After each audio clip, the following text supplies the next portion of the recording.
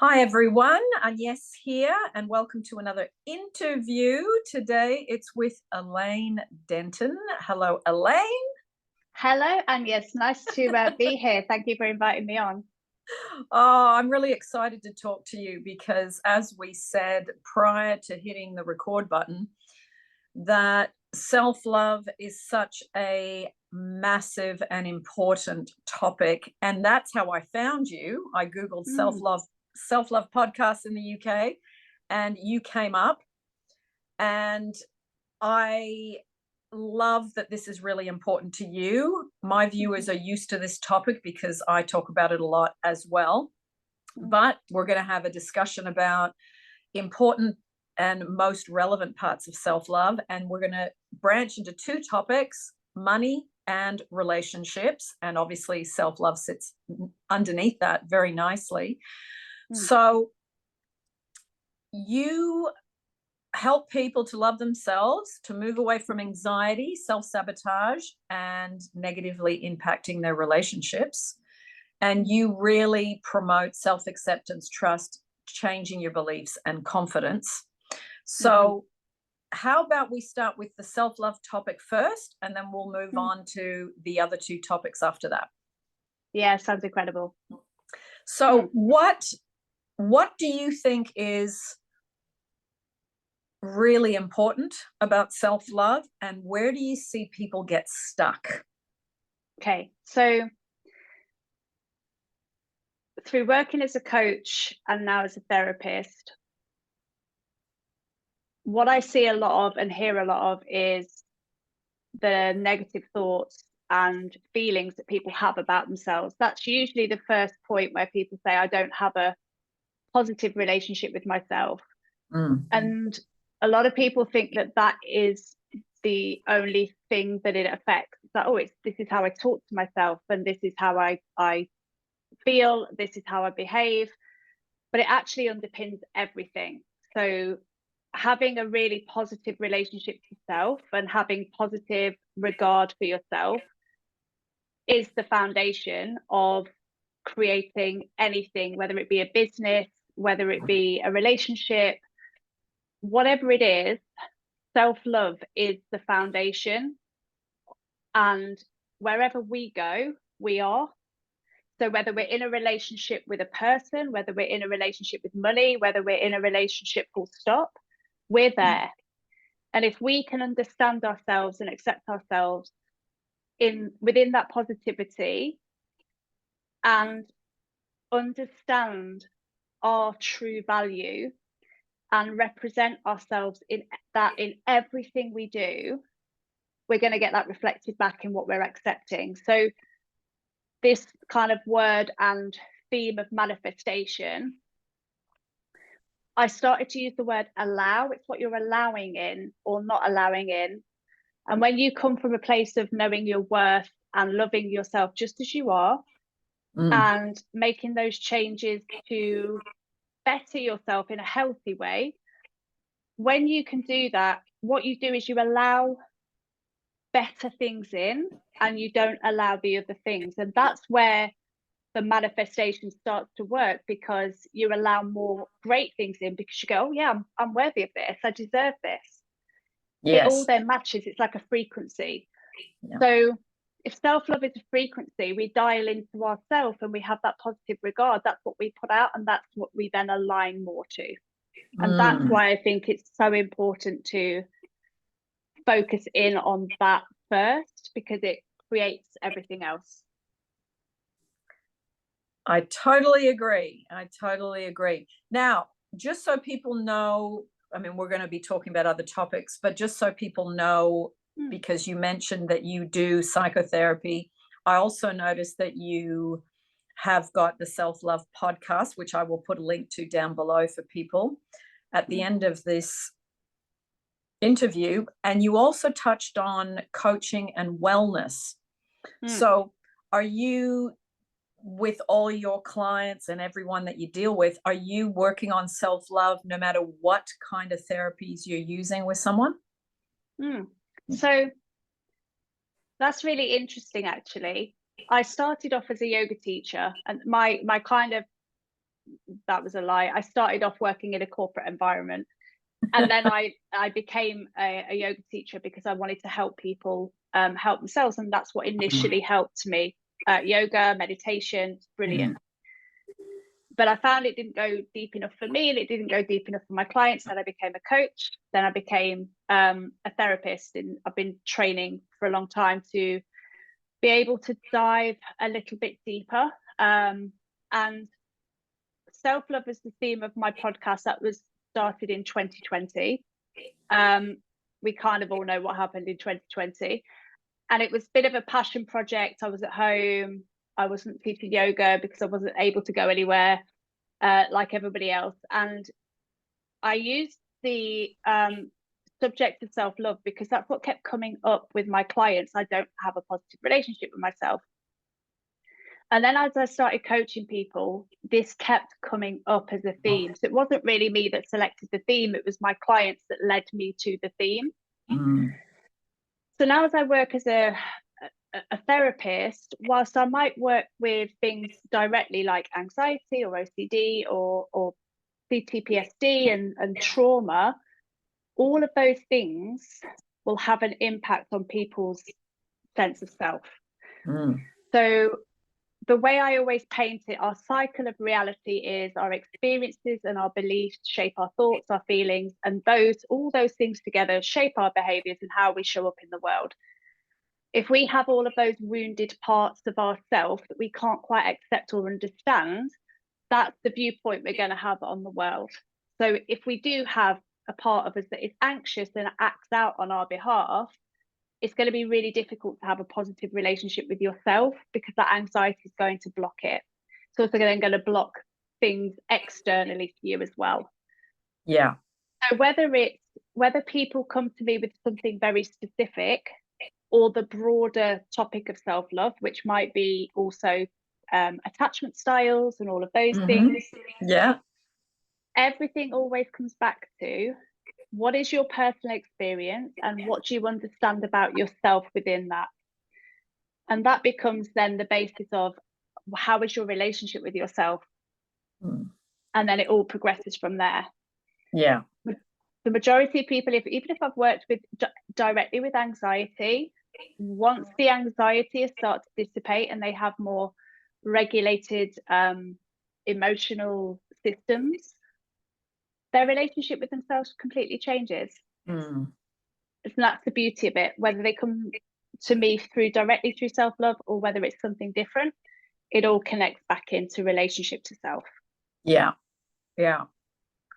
And I would even say, and it's interesting because I saw these on your website, the self-abandonment and the I'm not good enough is such a epidemic, let's say. Yeah. It is, because what I found through working with so many people, common themes, generational trauma, certain genres and certain generations of people that have a direct belief system that's been passed down.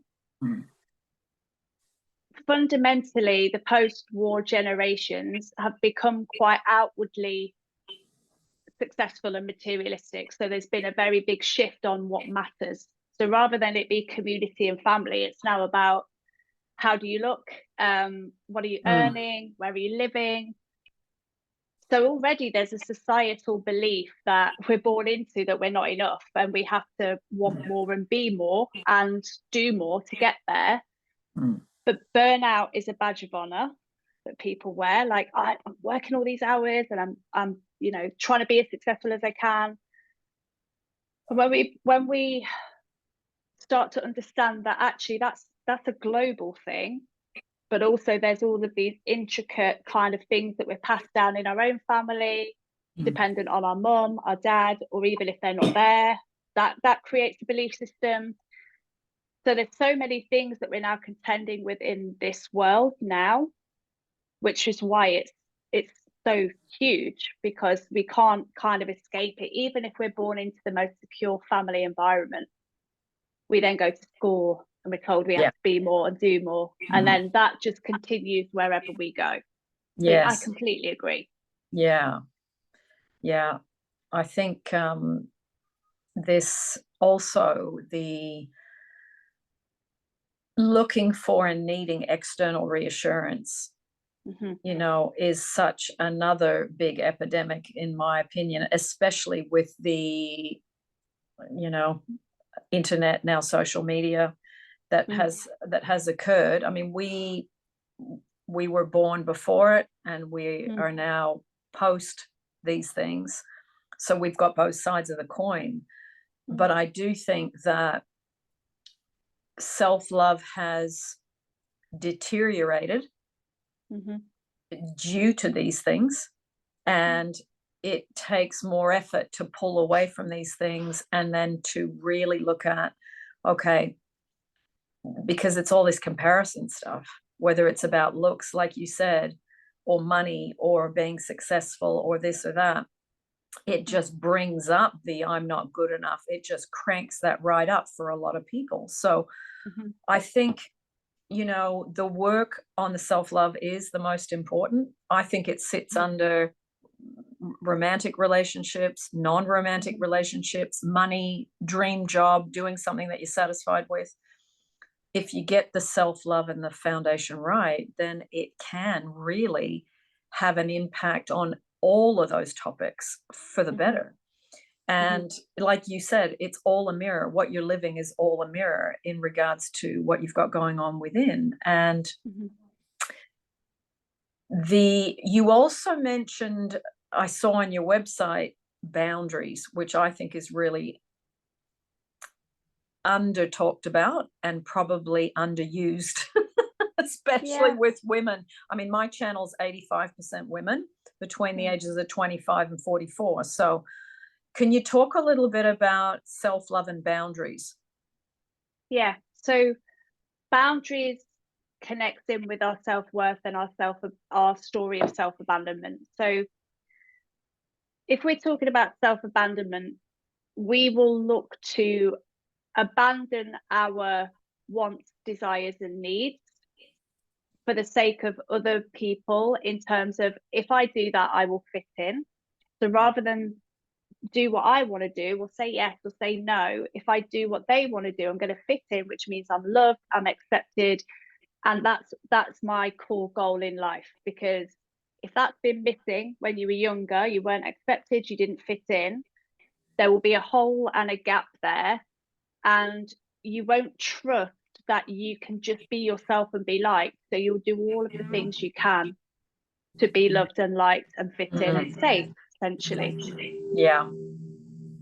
So when we're looking for that safety externally, we will do whatever it takes. So we won't say yes or no. We won't have those boundaries because we're looking for the outcome. So we will do what our friends want us to do rather than suggest that we do something different. Or we won't speak up in a romantic relationship because we want to keep everything happy, because I need to keep this relationship. I need to keep this external love. So we constantly change our boundaries and our parameters based on what other people need us to be, because we learned at a very young age that that's what we do. That's what we need to do to fit in, to stay safe, and to be loved. Yeah. And boundaries is huge. Boundaries are even not being able to speak up courageously. That is connected to boundaries. Saying yes, saying no, but being able to say, actually, this is what I really want. This is what I desire. This is what I need. That's a boundary, speaking that up as well. And that's where we often just stay quiet, stay small, especially as women. Yes. We've been taught to play small. Yeah. Play small and you'll get picked, you'll get chosen, and you'll be okay in life. And it's very interesting. Like, boundaries is a huge thing for my clients to work on. Yes. Yes. It's that whole, I've been talking recently on YouTube about that whole I am chosen. Because when people come to me and they say, I go, okay, what affirmations have you been doing? Give me a sense of what you're doing now so that we can tweak it. And I am chosen is always one of those affirmations. And 15 years ago, I probably would have done that affirmation myself. But when you really break that affirmation down, it's so much about getting validation and reassurance from somebody over there for you to feel loved. And yeah, I've got a bit of an allergy to that affirmation now because of that. But yeah, you don't need external validation. You need to feel good about what you think about you and what you feel about you. And it's working on those affirmations that support that, to let go of this, I need you to do this so I can feel loved, which, as we know, is, I mean, it can work for periods of time, but no one can be your oxygen tank of love forever. It's just not possible. So the sooner we learn self-love, the better it is, I think, to free ourselves from the dependency of it. Absolutely. And this is something that I call pick me energy. And if we go into anything with a pick me energy, it's quite desperate. It's very, I need to be picked, I need to be chosen, and I will do anything to get this part, and I will do anything to get this relationship, and I'll do anything for this date to go okay. And that's where we squash ourselves down. Usually that comes from a gap of not being chosen when we're younger, because when we're younger, we require a codependent relationship with our parents, because without it, we won't survive. That codependency should move towards dependency and independency as a healthy strategy. But if that's never been there, and you're left wandering in this gap of, I wasn't chosen, like my parents may have chosen my siblings over me, or they've chosen themselves over me, and I've perceived that I've not been chosen, I might look for that for the rest of my life. Yes. But not realizing that at some point I was always given the opportunity to choose me. And then I choose me. That's all I need, because then if other people choose me, it's just a bonus. Yes. And if they don't, I'm all right, because I've got me. You're speaking my language. Yay! Oh, it's so good to hear this. Really is. So, money. Money, self-love, money, repelling, attracting. This is a big hot topic as well. What do you think in regards to the I'm not good enough and the money, and the lack of self-love and the money, and then changing that so that the money can rise? And if we reflect on what we truly feel about ourselves, if we have low self-worth, we're also going to have that connection to low value everywhere. So it will be low value relationships, accepting the breadcrumbs, but you'll also accept the breadcrumbs when it comes to money. There's a whole money story that people carry that can be generational and handed down in the family. But for the most part, it actually comes down to, what do I feel I deserve and I'm worthy of? So most people, if they're going into a corporate job, as an example, I deal with a lot of people that have what they call imposter syndrome. I shouldn't be there. So therefore, if you've got that energy, you're never going to get the pay rise. You're never going to ask for it, because you're going to feel like, well, I don't deserve to be here. So anything I get, I'm grateful for. So you'll accept the breadcrumbs. And that's where the self-worth and the money is connected. So it's accepting the breadcrumbs, or not being able to accept the money that's being offered to you. So wanting to remove it as quickly as possible. So that might be where you have a relationship to debt. So if I use that breadcrumbing as an example, if I accept breadcrumbs, I might also willingly keep putting myself into debt to remain not good enough, because I don't feel worthy of having money. I feel more worthy of having debt. I feel more worthy of poverty. I feel more worthy of this stuckness. So that's where I'm going to keep going. Because my belief system that I can't hear but is acting out on my behalf is stopping me from getting that value, because I don't feel I deserve it. Yes. Does that make sense? Yeah, it does. It does. And what I do see is that spiritual grandiosity about not having money. You know, it's like, well, people that are rich are those kind of people, and they're evil and they've done something wrong, and it's more holy and humble to have no money and to be in that state of being. I've come across that a lot in my lifetime, and I do think it's interesting because if it comes through religion, well, I mean, we know that religions do agree on one thing: money's evil. And often they it's that thing of money's evil, but give it to us in tithes. Not always, but I've seen that in the spiritual circles I've been in over the last 30 years myself, and I've seen it through people's religion, them telling me about it. So it's like, if you have already got that there's something wrong with money, and if you have a certain amount and you got too much, then you're losing your sense of connection to God, or connection to being a better person. And that's when that spiritual grandiosity comes in with the money. And I find it really interesting, because if you believe those things, then you are going to, even if you attract money, you're going to want to get rid of it fast, or it will leave you quickly. It's not going to hang around with you. So yeah, money and the spiritual life is very interesting. And I agree. And I think there is, what I would come back to is what's creating that codependency on spirituality. So something is missing here for you to have an autonomous position around what it is that you want, desire, and are worth.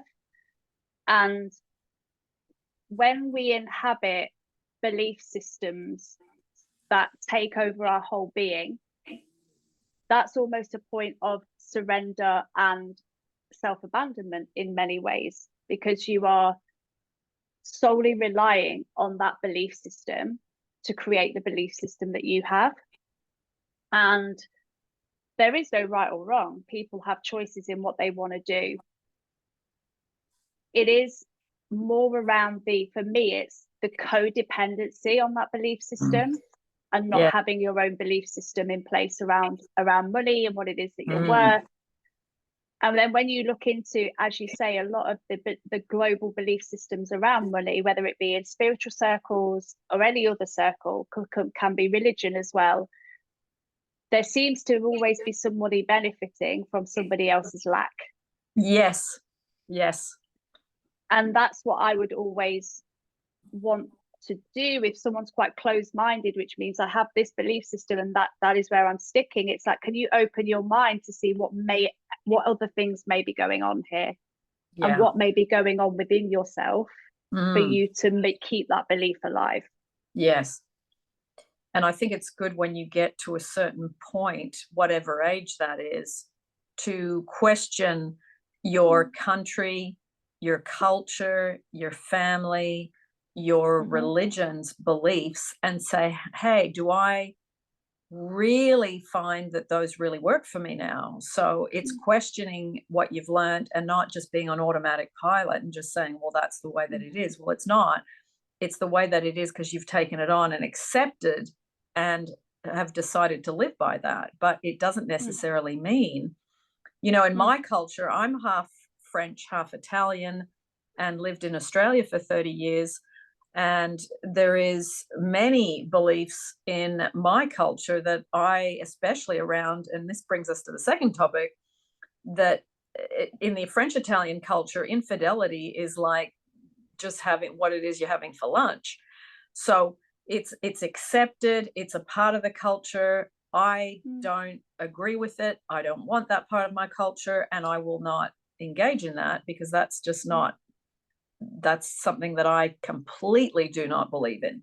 So it's good when you actually have a look and say, okay, whether it's around love, or whether it's around money, or whether it's around even health beliefs, that we take on from those above us that have raised us. And then, like you said, then there's school, then there's friends, then there's going to university or whatever. You collect beliefs as you grow and get older. And I think that it's so good to question the beliefs that you've been given and say, does this serve me? And to move in a different direction if it doesn't. So in regards, go ahead. I was just going to say, I completely agree. And I think I would always query a belief system that says that you don't matter. Yes. And by saying that, you know, if you're not allowed to have material worth, you're not allowed to have certain things, that's kind of not taking you into account. And a question you can always ask yourself is, what about me? Where am I in all of this? Where am I in this belief system or religion or spirituality? Or it's never about a right or wrong. It's about finding what it is that connects for you and works for you, finding out what your stories are, and then you can start to change them if you desire. That's it.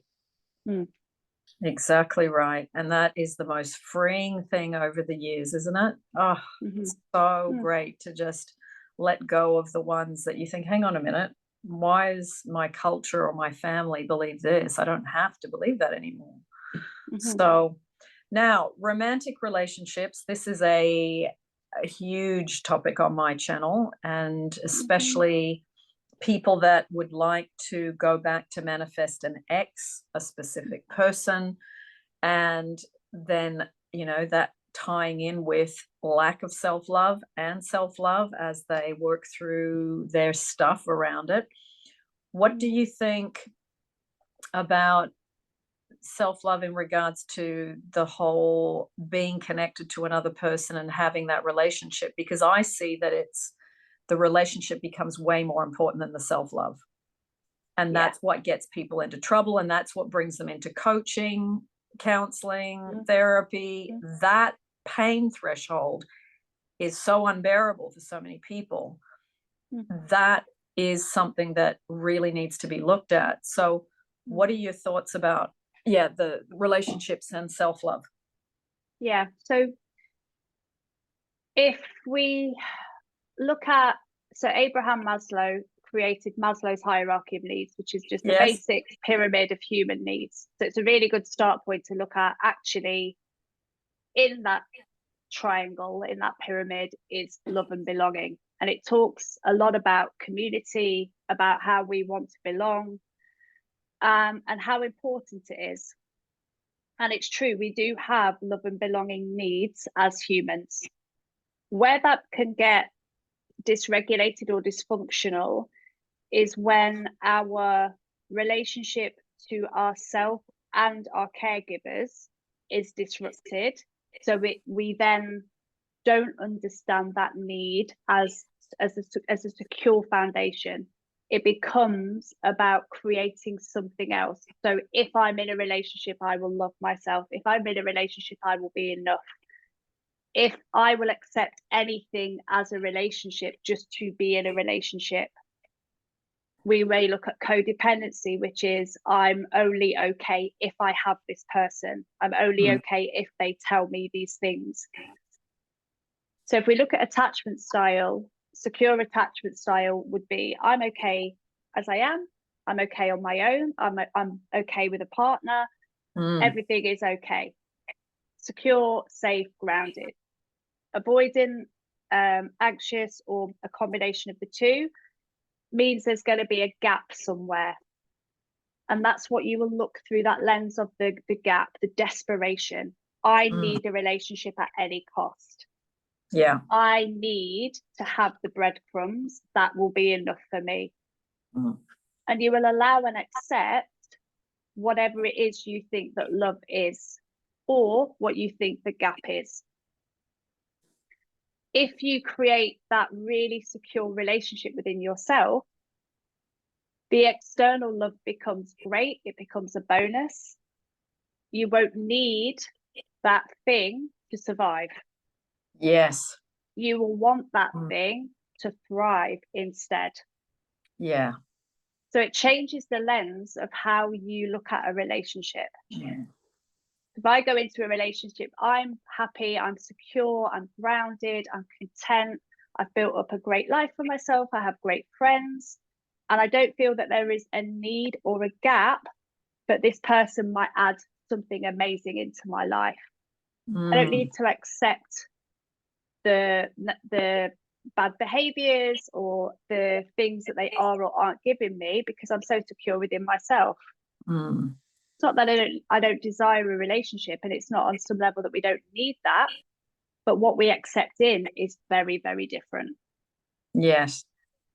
Yes. And you're less needy for external love, which means you can set better boundaries, you can have a better quality of relationship. So yeah, I just think this is, once you understand these moving parts, it just makes it makes your life so much easier.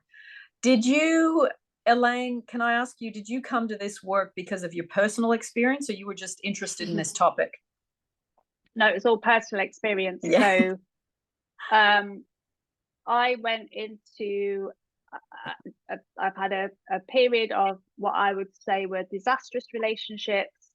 I was in a corporate job, burning out regularly, drinking a lot at weekends, kind of lifestyle that for a while on paper looked great, but actually was really detrimental. And I couldn't kind of figure out why. I didn't even question it at certain points in my life. But then I got to age 39, 40 was approaching, and I started to question everything. And that's where I then started to uncover my own self-love story. So that was related to abandonment as a child, dysfunctional relationship with my mother. I developed this hyper independent streak, which enabled me to have this corporate career, but I didn't have an off button because I took sole responsibility for myself. So it might have looked like I was this empowered career girl who got everything she wanted, but actually that was born from a place of fear, and it was masking that I actually felt very vulnerable and alone. So I went into therapy. I had a coach first, and then I went into therapy, and that's exactly what led me doing this work, because I understood all of the nuances around it, all of those little parts of me. We all have those parts within us, but how it then does relate to money and relationships, and having a belief that I can start my own business and earn my own money in my own way wouldn't have been there. I would have still been going out into corporate. I would have still been giving myself to others and accepting breadcrumbs back, because I felt that's all I was worth. And that's what sealed the deal for me. And when I started talking about that, a lot of people resonated with it. Like, yeah, I have a money story, I have a debt story, I have a accepting breadcrumbs story. Yeah. And it's a work in progress, as it is with everyone. Still a work in progress for me, for sure. I've kind of dipped in and out of where I want to be and who I want to be and what I have to give to this world. But fundamentally, I keep coming back to this place of, this is what I need to do. And I just need to overcome whatever parts of me are trying to hold me back. And it's a relatable story, I think, for so many people, in particular women, but I am seeing more and more men now coming through saying this sounds a bit like my story as well. Yeah. Which is great. Yes. And just having that, well, I think you end up being a better coach, a better therapist, because you have that story. The compassion is there because you remember what it feels to be in that situation. And you know, it was the same for me, relationships and money. And then, of course, because of all that, then the health took a hit. So, you know, it's we've all got pretty much the same 4 topics: health, love, money, and relationships. Doesn't matter what country, doesn't matter what religion, what sexual preference, whether you're black or white. It really makes no difference, or what age. We all have these topics to deal with. And I think when you work on your self-love, it gives you relief. As you get relief, you get more relaxed. As you get more relaxed, you have no anxiety. As you have no anxiety, You trust life more. As you trust life more, you gain more faith. As you have more faith, you end up picking a better partner, a better job, and money comes in, and everything starts to level out. And it is the golden key that opens the door. Yeah, I agree. And whilst these subjects aren't often covered in therapy, therapy can be very like, it's conditioned. So it's like, oh, you've got to have anxiety, and then you'll see a therapist and they'll help you with your anxiety. And it's like, but when we realize that that anxiety is just a small pocket of what you're experiencing, it has to be there for a reason. There has to be a reason that your nervous system and your mind are wired up to be fearful. Where's that come from? Yeah. If we can find that faithful trust in ourselves, that will be the foundation to go out into the world with that lens. And that's what you're looking for. If I love and trust myself, I want someone to mirror that in a relationship. Yes. If I love and trust myself, can I love and trust money? Is that okay for me? If I love and trust myself, everything is possible. Yeah. Nice. Wonderful words, Elaine. Wonderful words. Likewise. It's so great. It's well, we're obviously from the same flock, so it's like I'm listening, just thinking, yeah. It's fantastic. So amazing. If people wanted to find you, I will put your website and also your self-love podcast down below in the description. But is there anything else that you feel that you want to share or say, whether it's about your personal life or your business life? Is there anything you want to share about these topics? Anything else? Yeah, I mean, I think finding me through my website and on the podcast, I share a lot about my own personal experiences on the podcast as well.